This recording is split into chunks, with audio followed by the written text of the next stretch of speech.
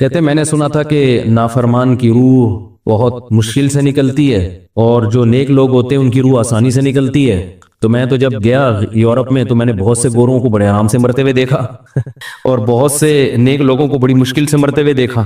تو یہ کیا ہے؟ تو کہہ رہے مجھے تو اسلام کے بارے میں اشکالات شروع ہو گئے. میں نے کہا آپ نے جن سے یہ تقریر سنی ہے نا کہ نیک لوگ کی روح آرام سے نکلتی ہے، بروں کی مشکل سے نکلتی ہے، انہوں نے آدھی بات بتائی ہے، پوری نہیں بتائی. میں نے کہا یہ تو صحابہ کے دور میں نے کہا اگر آپ حدیثیں پڑھ لیتے ایک آیت سے کبھی تھوڑی مسئلہ حل ہوتا ہے. آپ کسی کی ایک بات لے رہے ہیں، دوسرے موقع پہ جو اس نے تشریح کی ہے وہ آپ نہیں لے رہے. میں نے کہا معاذ اللہ، اگر کسی کی کوئی موت کی کسی کو بہت تکلیف ہو رہی ہے، اس معاذ اللہ اس کے برے ہونے کی علامت ہے، تو یہ تو پھر کفر ہے. حدیث میں آتا ہے کہ آپ صلی اللہ علیہ وسلم کو موت کی تکلیف دوسروں سے زیادہ ہوئی ہے. آپ صلی اللہ علیہ وسلم فرمایا اوعکو کما یوعکو رجلان منکم، مجھے بخار میں اتنی تکلیف ہوتی ہے جتنی تم میں سے دو آدمیوں کو ہوتی ہے. آپ پر جب بیماری آتی تھی نا آپ کو تکلیف دوسروں سے زیادہ ہوتی تھی. اور امی عائشہ رضی اللہ تعالی عنہا فرماتی ہیں کہ نبی صلی اللہ علیہ وسلم کا سر مبارک میری گود میں تھا جب آپ کی روح نکلی ہے، اور آپ کی جو میں نے موت کی تکلیف دیکھی ہے، جس شدت میں آپ جس تکلیف میں تھے، اس کے بعد مجھے کسی کی موت کی جو آسانی سے کوئی دنیا سے گیا ہو نا، اس کے مرنے پر مجھے کبھی رشک نہیں آیا. رشک کا کیا مطلب کہ بھئی یہ اتنی آسانی سے چلا گیا تو اس کا مطلب یہ زیادہ اچھا تھا، اور معاذ اللہ آپ صلی اللہ علیہ وسلم کے اعمال کم تھے تو یہ تو ممکن نہیں ہے نا. کہتے ہیں مجھے کبھی کسی پہ رشک نہیں آیا کہ آرام سے مر گیا تو بہت نیک ہوگا.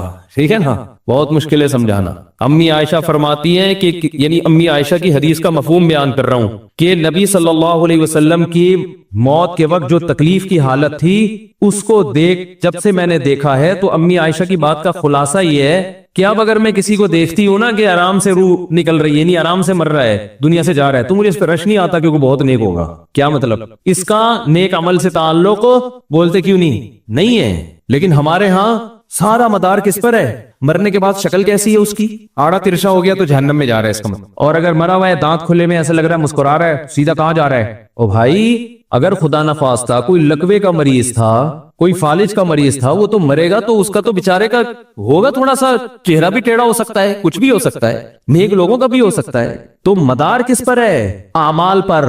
اور نیک لوگوں کو بعض دفعہ موت کے وقت ڈبل تکلیف دی جاتی ہے. ایک تو اس لیے دی جاتی ہے، یا تو اس لیے کہ کوئی گناہ ان کا باقی رہ گیا ہوتا ہے. اللہ کیا کہتے ہیں؟ بھائی قبر میں جانے سے پہلے اس کو ہمارے پاس دھلا کے لے کے آؤ، صاف ستھرا ہو کے. اب ہمارے پاس آ رہا ہے تو اب ہم نہیں چاہتے کہ اس کے گناہوں کی گٹری ہو، اس کو پاک صاف کر کے لے. میں نے بڑے بڑے بزرگ دیکھے جن کو آخری وقت میں بہت مصیبت میں گزری ان کی، یعنی زندگی کے آخری ایام، بیٹیوں کی ٹینشن، کسی بیٹی کو طلاق ہو گئی وہ گھر آ گئی، کوئی اور مسئلہ ہو گیا تو بڑی ٹینشن میں آخری وقت، لیکن وہ زبان سے کیا کہتے تھے؟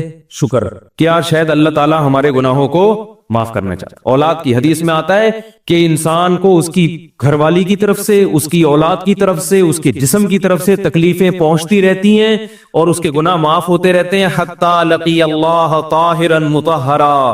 جب اللہ کے پاس آتا ہے نیٹ کلین، بالکل گناہوں سے پاک صاف ہو گیا. لیکن یہ تکلیف ہوتی ہے جس میں صبر کی توفیق بھی ملتی ہے، کیونکہ اللہ دے رہا ہے نا تکلیف، اور اللہ سزا کے طور پہ نہیں بلکہ کفارے کے طور پہ، تاکہ ہمارے پاس آئے تو صاف ستھرا ہو گئے. تو اس تکلیف میں پھر صبر کی توفیق، اس لیے علماء کہتے ہیں جس تکلیف میں صبر کی توفیق مل رہی ہے سمجھ لو یہ رحمت ہے. یہ کیا ہے؟ رحمت. یہ اللہ آپ کو بنانا چاہ رہا ہے کچھ. اب لوگ کہتے ہیں یہ والی تکلیف کیوں، وہ والی کیوں نہیں آئی، یہ تو بہت زیادہ ہو گئی. تو بھئی اللہ سے کوئی نہیں لڑ سکتا، وہ جو دے رہا ہے وہ اس پہ صبر کرو. اسی کو کہتے ہیں تقدیر پر رضا.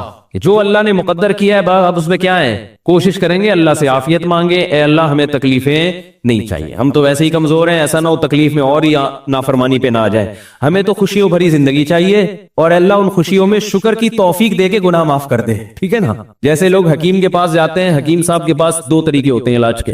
ایک طریقہ تو یہ کہ بھائی یہ کڑوی گولی ہے، 2-3 کھاؤ گے فٹ فاٹ ہو جاؤ گے، اس میں یہ بھی پرہیز، یہ بھی پرہیز، یہ بھی پرہیز. اور ایک طریقہ ہوتا ہے بھائی دودھ جلیبی کھاؤ، علاج لمبا ہو جائے گا لیکن وہ دوا میں کیا ہے؟ دودھ جلیبی. تو آپ کہتے ہو بھائی یہ دودھ جلیبی والا مجھے دے دو، ٹھیک ہے لمبا علاج کروا لوں گا، فائدہ دیر سے ہوگا، لیکن میں یہ کریلے کا جوس نہیں پی سکتا. تو ہم نالائق لوگ ہیں. شکر سے بھی انسان کے ترقی ہوتی ہے، تو اللہ سے یہ مانگنا چاہیے اللہ ہمیں نعمتیں دے، تکلیفوں سے بچا اور شکر کی توفیق دے تاکہ ہمارے درجات بلند ہو. تو شکر کے بھی تو بڑے فضائل ہیں نا. تو مانگنے تو کیونکہ عبدیت اور غلامی کا تقاضا یہ ہے کہ اللہ سے عافیت مانگی جائے. لیکن اللہ تکلیف دے دے تو اس پہ صبر. تو ہمارے نبی صلی اللہ علیہ وسلم کو ہاں یا تو اس لیے تکلیف ہوتی ہے گناہ معاف، یا اس لیے کہ درجات بلند. اللہ چاہتا ہے کہ بھئی یہ دنیا آزمائش کی جگہ ہے، جب آخرت میں آنا تو اتنا تجھے نوازوں. تو ہمارے نبی صلی اللہ علیہ وسلم جنت میں آخرت میں سب سے اعلیٰ مقام کس کا ہوگا؟ سید الانبیاء محمد صلی اللہ علیہ وسلم، حضرت آدم سے بھی زیادہ، نوح علیہ السلام سے بھی زیادہ. تو اللہ نے فرمایا کہ آپ کو پروٹوکول دینے کے لیے آخری جو اب آپ کا آخرت کا سفر ہے نا، اس میں مادی تکلیف آپ کو دوسروں سے زیادہ دی جائے گی. یہی وجہ ہے کہ حضرت فاطمہ رضی اللہ تعالی عنہا آپ کی چہیتی بیٹی، جب انہوں نے آپ صلی اللہ علیہ وسلم کی اس تکلیف کو دیکھا نا، جو موت کے وقت تکلیف تھی اور جو بخار کی شدت تھی، واہ کربا ابتا، فرماتی تھی ہائے میرے والد کا کرب. بہت زیادہ غمزدہ ہو گئی ان کو دیکھ کر کس قدر تکلیف میں ہے. تو آپ صلی اللہ علیہ وسلم نے فرمایا لا کربا علی ابیک بعد الیوم. کیسے تسلی کے جملے.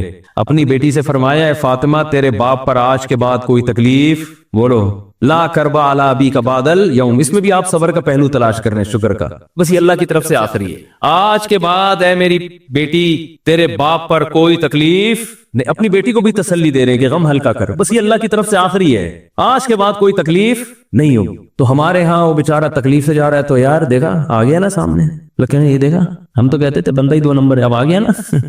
تو دیکھو کیسے مر رہا ہے. اور پیغمبروں کو تکلیف تو دی جاتی ہے، لیکن کوئی ایسا عیب نہیں ہوتا، ایسی بیماری نہیں ہوتی جو لوگوں میں معیوب سمجھی جاتی ہے. یہ نہیں ہوتا، کیونکہ پیغمبر اللہ کے قاصد ہیں، تو اللہ ان کو ہر لحاظ سے امت کو یہ بتانا چاہتے ہیں یہ میرے رسول ہیں، یہ میرے سفیر ہیں. تو کوئی بھی ایسی چیز جس کی وجہ سے لوگوں کو ان سے نفرت ہو، یا طبعی نفرت جو انسان کے اختیار میں نہیں ہوتی، تو اللہ ایسی بیماری اور ایسی تکلیف سے بچاتے ہیں ان کو. سمجھ میں آ رہی ہے بات.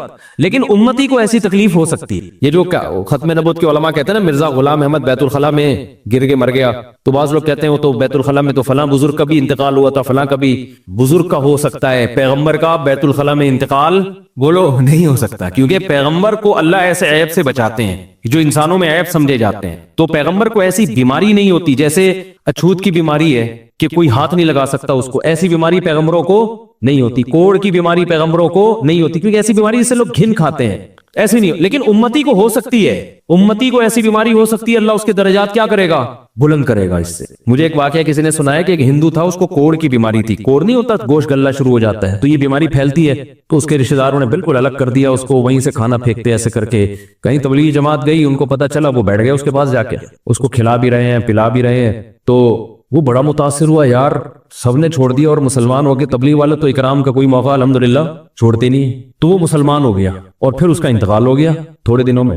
اب دیکھو اللہ نے جو اس کو کوڑ کی بیماری میں ڈالا، یہ بیماری اس کے لیے رحمت بن گئی کہ نہیں بن گئی؟ تو کفر کی حالت میں کوئی اچھا کام کیا ہوگا اس نے، اس کے بدلے میں اللہ نے اس کو کیا دے دیا؟ کوڑ کی بیماری. اب دنیا کہے گی یار عام کافر جو اچھے کام نہیں کرتے وہ تو فٹ فاٹ گھوم رہے ہیں، اور یہ تھوڑا بہت خیال کرتا تھا، اس کو اللہ نے کیا دے دیا؟ بھائی اس کو دیا اس لیے کہ اللہ کو پتا ہے کہ جی کوڑ میں ہوگا تو تبلیغ والے آئیں گے، اس کی آؤ بھگت کریں گے اور یہ کیا ہو جائے گا؟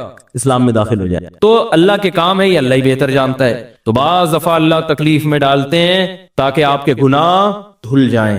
تو اس لیے موت کی جو تکلیف ہے نا، اچھا اور عین ممکن ہے کوئی بہت بڑا بدماش ہو، بڑے آرام سے مر جائے، اور مرنے کے بعد ایسی خوبصورت اسکن ہو جائے اس کی، کیونکہ اسکن کی اچھے یا برے ہونے کا تعلق موسم سے ہے جینے. ٹھیک ہے نا. جس کو برین ہیمریج ہوتا ہے تو چہرہ خراب ہوتا ہے، چاہے وہ نمازی ہو. میں نے ایسے پکے نمازیوں کو جن کی نماز کی حالت میں ڈیتھ ہوئی ہے، ان کو دیکھا موت کے بعد ان کا چہرہ کالا ہو گیا. یہ بری بات نہیں تھی، یہ کالا اس لیے ہو گیا کہ برین ہیمریج ہوا، رگ پھٹی ہے تو بلیڈنگ ہونا، اور ہارٹ اٹیک بھی ہوا پھر ان کو. تو ڈاکٹر کہہ رہے تھے ان کو جلدی دفناؤ کیونکہ یہ بہت جلدی ان کا جسم خراب ہو جائے گا. حالانکہ پھر میں نے خواب میں ان کو جنت میں بھی دیکھا. صحیح ہے نا. تو خام خمانہ لوگوں نے یہ چیزیں بنائی ہوئی. تبھی میت کو چھپانے کا حکم ہے، کیونکہ اکرام کرنا ہے نا، تو چہرہ مرنے کے بعد بگڑنا شروع ہوتا ہے. یہ ہر ایک کا ہوگا، چاہے نیک ہو چاہے برا. تبھی تو حکم ہے کہ اس کو جلدی دفن کرو، کیونکہ اس کی توہین ہے اب لوگوں کے سامنے رکھنا. اور ہمارے یہاں کیا ہو رہا ہے، باقاعدہ مردوں کے ساتھ سیلفیاں چل رہی ہیں، ناک میں روئیاں ٹھوسی ہوئی ہیں اور ویڈیو بن رہی ہے اور زیارت ہو رہی ہے، لائن لگ لگ کے پبلک دیکھ کے جا رہی ہے. کیا جاہلانہ رسم ہے یار، کیا جاہلانہ. میت میں اور دلہن میں فرق ہونا چاہیے. دلہن کی منہ دکھائی ہوتی ہے، وہ محلے پڑوس کی عورتیں آتی ہیں، بھائی دلہن آئی ہے بیوٹی پارلر سے کے دیکھ رہی ہیں. تو مردے اور دلہن میں اتنا تو فرق کرو، مردے کی بھی رونمائی ہو رہی ہے. تو یہ غلط رسم ہے. انتقال ہو گیا فوراً چہرے پہ کپڑا. ہاں جو اس کے بہت قریبی لوگ ہیں، قریبی لوگ ایسا ہوتے ہیں کہ اگر وہ بدبو آ بھی رہی ہو، چہرہ بگڑ بھی جائے، ان کو نفرت نہیں ہوتی. بیٹے کو اپنے باپ سے نفرت نہیں ہوگی، چاہے جیسا بھی ہو، چہرہ جیسا بھی بگڑ جائے. وہ کہے گا یار میرا اس کا رشتہ خوبصورتی کی بیس پہ تھوڑی ہے. لیکن اجنبی لوگ جب اس کو دیکھیں گے تو چہرے کے بارے میں تبصرے بھی کریں گے. اور ایک صاحب کا انتقال ہوا, میں نے کہا جلدی دفناؤ, چہرہ نہ دکھاؤ. تو انہوں نے کہا لوگ کہیں گے یار لگتا ہے کوئی چہرہ بگڑ گیا اس لیے چھپا رہے ہیں. میں نے کہا اب تو اور چھپانا چاہیے, اس لیے کہ جس کا بگڑ جائے اس کو تو چھپائیں گے تو پھر لوگ یقیناً کہیں گے بگڑا ہوا چہرہ ہے. تو اس رسم ہی کو ختم کر دینا چاہیے. انتقال ہوا فوراً چہرے پہ کپڑا. ہاں بیوی دیکھ سکتی ہے اپنے شوہر کو, یا بیٹے ہیں یا اس طرح جو بھائی بہن ہیں قریبی, وہ دیکھ لیں. باقی پبلک سے چھپا کے اس کو فوراً کیا کرو, دفن. اب تو قبر میں جا کے بھی دکھا رہے ہوتے ہیں. یہ اجمیوں کی گندی رسم ہے, بری رسم ہے. گندی کا لفظ میں نے تھوڑا سا زیادہ سخت استعمال کیا, لیکن مجھے اس سے زیادہ ہلکا لگ نہیں رہا کوئی لفظ. عرب میں ایسا نہیں ہوتا. سعودی عرب میں جو ہے نا, عرب لوگ بہت سی چیزوں میں ابھی بھی اسلام کے بہت قریب ہیں. بڑے خاندان, ہم لوگ چونکہ ہندوؤں کے ساتھ زیادہ رہے نا انڈیا میں, تو بہت سی چیزیں ہم نے وہاں سے کیا لی ہیں جو مذہبی لوگوں میں بھی آئی ہیں. عرب میں یہ سسٹم نہیں ملے گا آپ کو. عرب میں جب تک زندہ ہے احترام, ادب, تمیز. انتقال ہو گیا فوراً سے پہلے دفنایا. قبر پہ تختی بھی نہیں لگاتے, وہ جب جائز ہے تختی لگانا, لیکن وہ بھی نہیں لگاتے. کہہ رہے اب اس کو تختیوں کی ضرورت نہیں ہے, اب دعاؤں کی ضرورت ہے. دعائیں ہوتی رہتی ہیں ابا کے لیے, صدقات و خیرات کرتے ہیں. تب ایسا صدقے کرتے ہیں عرب کہ آپ کی سوچ ہوگی. ایسی سخاوت ہے عربوں میں, اپنے ابا کے لیے اپنی اماں کے لیے دعائیں کرتے ہیں. وہ میں نے بتایا نا ایک واقعہ میں نے بہت پہلے سنایا تھا, جدہ میں کسی کے ہاں ٹھہرا ہوا تھا سعودی عرب میں, پاکستانی تھے. وہ کسی عرب کے ساتھ 30 سال سے ملازمت کر رہے تھے. عربوں کا نا آپ کو ایک پہلو دکھایا جاتا ہے میڈیا پہ, جو اچھا پہلو ہے وہ نہیں دکھایا جاتا, اور اسلام کی وجہ سے ان میں خوبیاں ہیں وہ نہیں دکھایا جاتا. تو ایک عرب شیخ تھا جس کی, ہاں یہ ملازم. دوسرا عرب کا جو اصل کلچر آپ کو ملے گا گاؤں دیہاتوں میں, شہروں میں تو پتہ نہیں کون کون آگے آباد ہوا ہے, اس میں اچھے بھی ہیں برے بھی ہیں. کہہ رہے میں نے دیکھا کہ وہ ایک عرب شیخ اپنی فیکٹری سے نکلا, میں تو ایک بھکاری آیا, اس نے اللہ کے نام پہ کچھ مانگا. اس کے پاس پتہ نہیں تنخواہ بارٹر نکل رہا تھا کیا نکل رہا تھا, اس کے پاس بہت سارے پیسے تھے ریال. تو اس نے اس کو بھکاری کو دے دیے. بھکاری کو جیسے دیے, بھکاری نے, اچھا یہ عرب بھی 80 سال کا بڈھا, تو اس بھکاری نے اس کے عربی کے ماں باپ کو دعائیں دینا شروع کر دی دل سے نا. وہ پاکستانی تھا, وہ ہوشیار دعائیں دی, اللہ کرے تمہارے ابا کی مغفرت ہو جائے, اللہ کرے. تو وہ عرب کو اتنا اچھا لگا, اس نے اور دے دی. پھر وہ شروع ہو گیا, اللہ کرے تمہارے ابا وہ پھر اور دیتی. کہہ رہے اتنے پیسے اس بھکاری کو دے دیے. میں نے کہا یار یہ تو لاکھوں پتی بن گیا ہے, سارے پیسے ختم ہو گئے اس کے پاس, اور وہ گھنا دعائیں دیتا جا رہا ہے. وہ جو گھنا تھا نا وہ کیا کر رہا ہے, وہ بھی گھنا بن کے طبیعت سے دعائیں دے رہا ہے. وہ رونا بھی آ جاتا ہے پاکستانیوں کو, آپ کو پتا ہے. تو کہہ رہے وہ چلا گیا, پیسے ختم ہو گئے. سربی نے کہا اگر یہ میرے پاس اور بھی پیسے ہوتے نا, یہ دعائیں دیتا رہتا میں پیسے. بعض ایسے جذبات ہو جاتے ہیں نا انسان کے کہ اس کو لگتا ہے کہ شاید یہ دعا قبول ہو رہی ہے, بعض ایسی کیفیات آ جاتی ہیں انسان کے اوپر. تو وہ پاکستانی تھے جنہوں نے مجھے واقعہ سنا. کہہ رہے یار ان کے اندر کوئی ان کے قریب رہے نا تو بعض چیزیں ان میں بڑی خاندانی. عربوں میں ماں باپ کا بہت احترام ہے, بہت. جتنے کسٹمر کے ساتھ بدتمیز ہوتے ہیں نا, باپ اور ماں کے ساتھ اتنے ہی اچھا سلوک کرتے ہیں. ایسا نہیں ہے جیسے زبان چلا دی اور یہ کر دیا. باپ بیٹھا ہوگا سب چپ کر کے آرام سے بیٹھے ہوں گے کہ باپ یہ بول بیٹا رہا ہے. ہمارے یہاں بیٹا باپ لگ, میں تو لوگوں سے پوچھتا ہوں یہ پہلے کیوں, کہ مجھے ایسا لگ رہا ہے آپ کا بچہ آپ سے پہلے پیدا ہو گیا, یعنی وہ باپ بنا ہوا ہوتا ہے. ٹھیک ہے نا, باتیں ایسے کر رہا ہوتا ہے کہ جو بیٹا ہے وہ باپ لگ رہا ہے, جو باپ ہے وہ بیٹا لگ رہا ہے. تو خیر کہاں سے کہاں بات چلی گئی, کیا بات کر رہا تھا. ارے یار یہ تو موضوع کو کوئی پکڑ کے رکھے, یہ بہت بڑی جاہل پیر کی بات تو میں نے شروع کی تھی, شیطان ہوا وغیرہ سب ہو گیا. ہاں یہ بات چل رہی تھی کہ موت کی تکلیف اگر کسی کو ہوتی ہے, میں یہ بتا رہا تھا کہ اسلام کی باتیں اللاجیکل بات اسلام نہیں کرتا.